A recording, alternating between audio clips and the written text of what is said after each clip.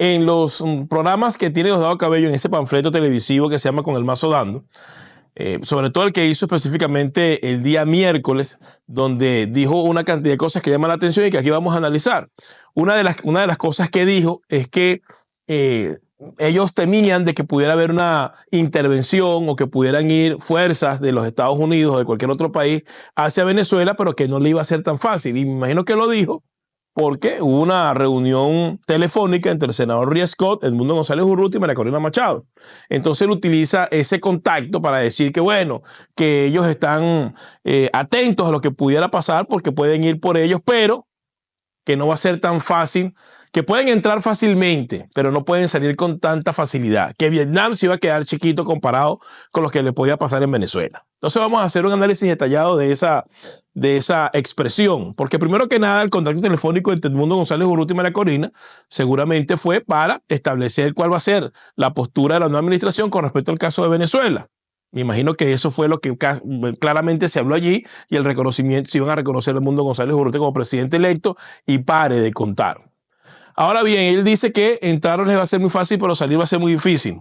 ¿Realmente Diosdado Cabello piensa eso? Él está consciente y él está seguro y él sabe, porque lo sabe, que los Estados Unidos no va a enviar ninguna fuerza hacia Venezuela y que ningún país va a actuar de manera física enviando tropas hacia Venezuela. Él lo sabe. Entonces, ¿a quién le está hablando realmente Diosdado con esa declaración de que si entran no le va a ser tan fácil salir?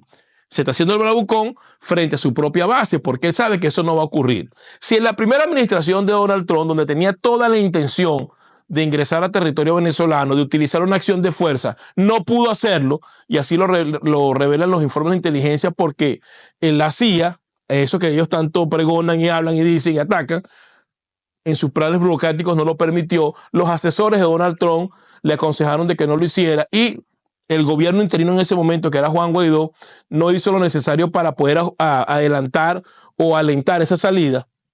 Él sabe que en esta oportunidad no va a pasar. Él sabe que lo que le viene es una cantidad de sanciones a las cuales sí le temen y le tienen miedo, porque eso los aísla, eso los cerca, eso no les permite seguir con el ladronismo fuera de las fronteras como usualmente lo hacen cuando las sanciones no son tan fuertes o cuando las sanciones son levantadas. Y es por eso que constantemente están haciendo eco de las sanciones. Pero él sabe que los Estados Unidos no va a enviar ninguna fuerza hacia Venezuela, y cuando hace la declaración que le va a ser fácil entrar pero va a ser difícil salir, es porque le está hablando a su base, haciéndose el valiente, haciéndose el guapetón de barrio, pero es algo que él sabe que no va a ocurrir y está consciente de que no va a ocurrir, porque en esta nueva era, en estos tiempos, pues los países tratan de no inmiscuirse y lo que hacen es aplicar sanciones y tratar de aislar a los regímenes como el que imperan en Venezuela con las sanciones, que a ellos les ha hecho bastante daño. Entonces, hace una imperfección de una reunión o da una declaración completamente imperfecta porque sabe que es algo que no va a ocurrir. Y no es que estoy desalentando a nadie, hay que hablar con la realidad.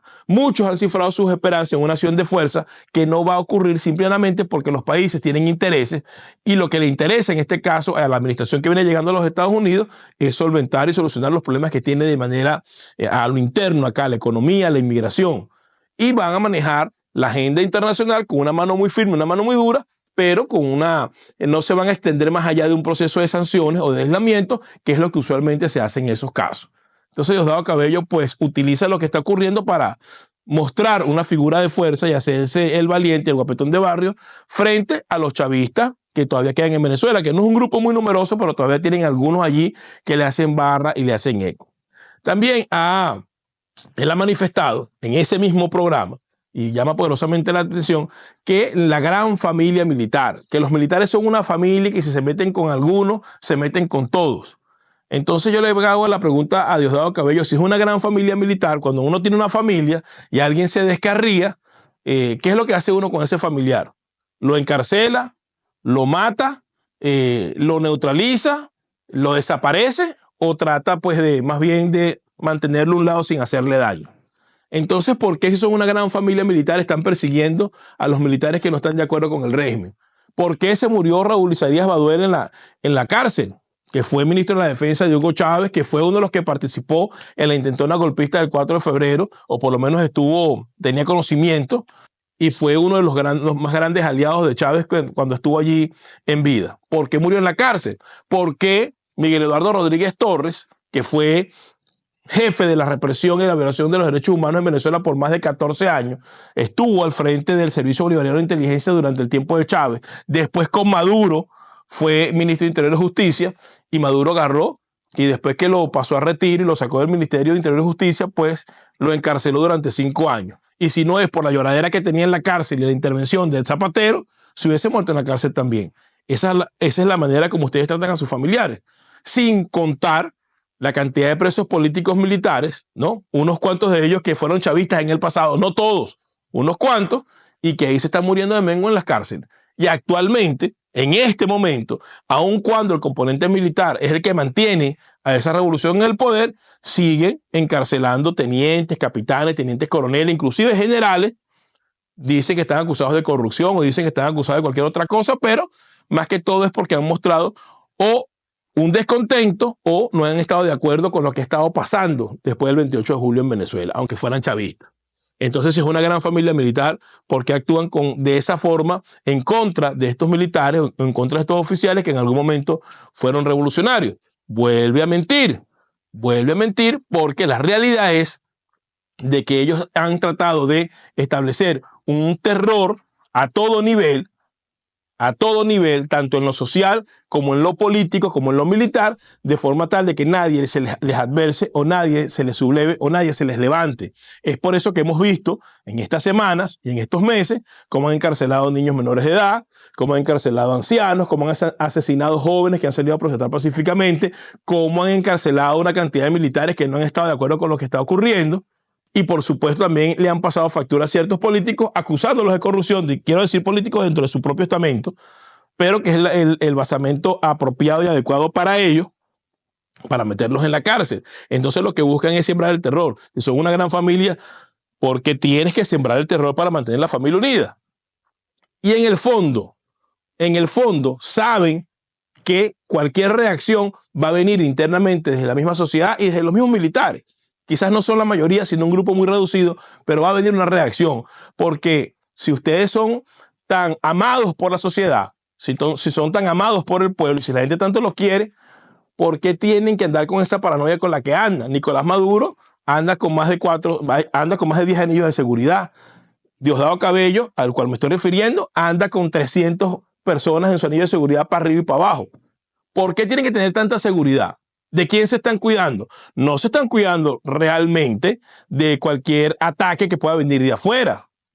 No se están cuidando del ataque de afuera, se están cuidando de cualquier cosa que pueda venir internamente dentro del país. Esos anillos de seguridad obedecen a que tienen ustedes un temor enorme de que internamente pueda ocurrirle algo, y por eso es que andan con esa paranoia constante, durmiendo en sitios diferentes, andando con un esquema de seguridad súper recontra extremo, porque saben que puede venir una reacción interna del país en cualquier momento, en cualquier lugar, en vista de lo que han hecho después del 28 de julio y lo que han venido haciendo en Venezuela en las últimas décadas, que es simplemente desconocer la voluntad de los venezolanos, robarse todo el dinero y hacer sufrir al pueblo a tal punto que los que se quedan dentro del país o se resignan o mueren de mengua, y los que tienen cierta fuerza y cierta capacidad, pues se han tenido que ir del Venezuela y forman parte pues, de ese grupo de más de 8 millones de venezolanos que está fuera del país. Entonces, claramente cuando uno observa la información que pone en ese panfleto televisivo, realmente lo que está es enviando un mensaje para tener aterrorizada a toda la población y mostrar una fortaleza que realmente no la tienen. Realmente no la tienen. En este momento se puede evidenciar porque hay una sociedad que es muy numerosa en cuanto a la oposición al régimen, pero que está completamente desarticulada y desorganizada. Lamentablemente los liderazgos que han pasado por allí se han enfocado más en las consignas políticas, se han enfocado más en los shows mediáticos, se han enfocado más en los mensajes de marketing político por las redes, pero han hecho muy poco en cuanto a la organización del ciudadano común para la defensa de su propia intención de luchar por la libertad y la democracia. Entonces tenemos una sociedad que se opone al régimen, una sociedad que detesta el régimen, una sociedad que sabe que el 28 de julio ganó un proceso electoral, pero que lamentablemente no está completamente organizada ni tiene un liderazgo apropiado para el fin que se necesita, que es la defensa de la propia sociedad venezolana. Entonces, al estar dispersos, al estar atomizados, al estar cada quien en un lado, sin un discurso coherente, sin una acción coherente, es mucho más fácil para el régimen, que tiene minoría, pero que tiene a los militares, pues poder actuar en contra de ellos y mantener a la sociedad dividida. Mientras la mantenga dividida y mientras la mantenga atemorizada, en esa medida ellos están en mayor capacidad de mantener el poder. Y es por eso que este individuo, que acumula mucho poder en Venezuela, pues a través de ese panfleto televisivo, vive enviando estas falsas informaciones y falsas consignas, que cuando uno las analiza y las contrasta con la realidad, se da cuenta pues que nada de lo que están diciendo ahí es completamente cierto ni coherente, y que lo que están haciendo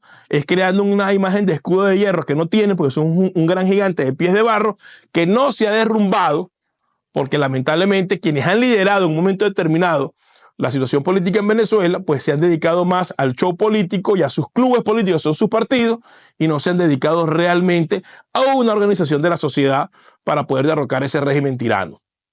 Afortunadamente, la gente dentro de su dispersión en cuanto a la organización, se mantiene en resistencia, porque todo el mundo sabe.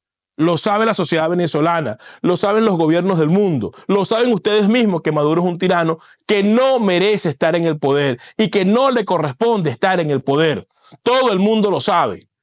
Todo el mundo lo sabe. Ustedes lo saben, lo sabe la sociedad, que no está organizada en este momento, pero está resistiendo. Y lo importante es resistir.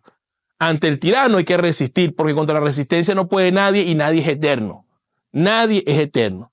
Y entonces por eso es que mandas esos mensajes. Y por eso es que mandas esa información falsa para tratar de mantener a la sociedad completamente dividida. Pero eso no va a ser para siempre. Y siempre va a haber la oportunidad de que llegue un liderazgo que entienda lo que está ocurriendo en el país, que tenga la capacidad de articular a la sociedad y de organizarla, y que tenga la capacidad de devolverle al ciudadano común el poder para poder enfrentar una tiranía como la que hay en Venezuela. Llegará el momento que, en vez de pedirle más a los de afuera que hagan, en este caso a los gobiernos de otros países, podremos ver hacia adentro, ver hacia nosotros mismos, poder organizarnos y podernos estructurarnos en una fuerza para derrocar a la tiranía. Llegará el momento y llegará ese liderazgo. Ojalá y esté cerca, ojalá y esté en la capacidad, porque no se le puede pedir a un gobierno de afuera o a alguien de afuera que haga lo que nosotros mismos debemos hacer. Y yo sé que me van a criticar y decir, bueno, tú estás fuera del país. En el caso de que yo regresara a Venezuela, yo solo no podría derrocar a la tiranía, porque si así fuera, pues tendría que ser un superhéroe. Se necesita de la acción de todos los venezolanos. Y llegará el momento que vendrá algún liderazgo que tenga la capacidad de hacernos entender que esa es la única vía, y que la ayuda de afuera sí y solo sí va a llegar cuando vean a los que están adentro pues luchando y resistiendo contra esa tiranía. Esa es la realidad. Y llegará el momento en que, aunque tengan la hegemonía comunicacional de esos medios que se han vendido algunos y otros se han entregado por temor, pues no va a ser suficiente para poder contener una ira que se viene reprimiendo en todos los venezolanos, y que en algún momento esa ira va a estallar. En algún momento esa ira va a dar su resultado y va a dar su acción para derrocar a esa tiranía, porque lo bueno de todo esto es que, aunque estamos dispersos y aunque no ha existido hasta el momento el liderazgo apropiado, aun cuando Melacordía está liderando este proceso en este momento y tiene un tiempo finito, porque el 10 de enero pues todo el mundo espera que pase algo para que el mundo Gonzalo Urrutia seguramente, es posible pues que en un momento determinado pueda llegar un liderazgo que entienda lo que está ocurriendo y que tenga la capacidad de influir en la sociedad venezolana para poder derrocar al tirano. Porque a un individuo como Maduro, que está gobernando de facto Venezuela y que se encuentra usurpando el poder, la única forma de lograr su salida es a través del derrocamiento. Y llegará el momento en que eso va a ocurrir. Estoy seguro de que va a ocurrir, porque, aunque estamos dispersos, estamos resistiendo.